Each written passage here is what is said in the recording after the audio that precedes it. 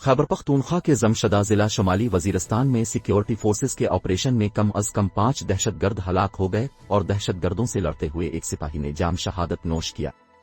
پاک فوج کے شعبہ تعلقات عامہ ISPR کی جانب سے جاری بیان کے مطابق 20 فروری کو سیکیورٹی فورسز نے شمالی وزیرستان کے ضلع میں دہشت گردوں کی موجودگی کی اطلاع پر انٹیلیجنس پر مبنی آپریشن کیا۔ شدید فائرنگ کے تبادلے میں 5 دہشت گرد مارے گئے، جن میں سے 4 کی شناخت ہو گئی ہے جبکہ ایک 5ویں دہشت گرد کی شناخت کا عمل جاری ہے۔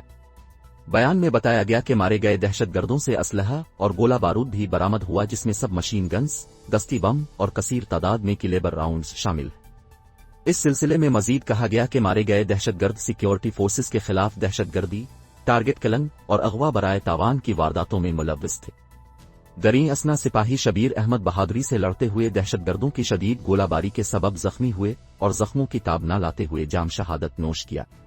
پاک فوج دہشت گردی کی لعنت ختم کرنے کے لیے پرعزم ہے اور ہمارے بہادر جوانوں کی ایسی قربانیاں ہمارے عزم کو مزید مضبوط کرتی ہیں۔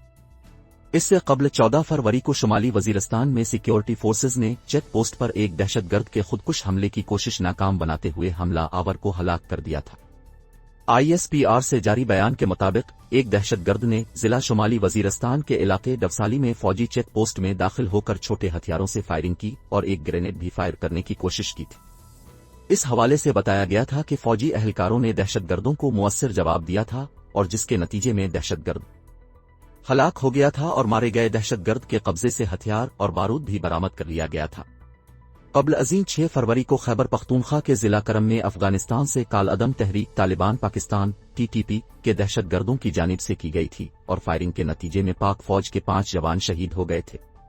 اس سے قبل سیکیورٹی فورسز نے خیبر پختونخوا کے علاقے ٹانک میں ڈائی روڈ کے قریب انٹیلیجنس اطلاعات پر مبنی آپریشن میں ایک خودکش بمبار کو ہلاک کر دیا تھا۔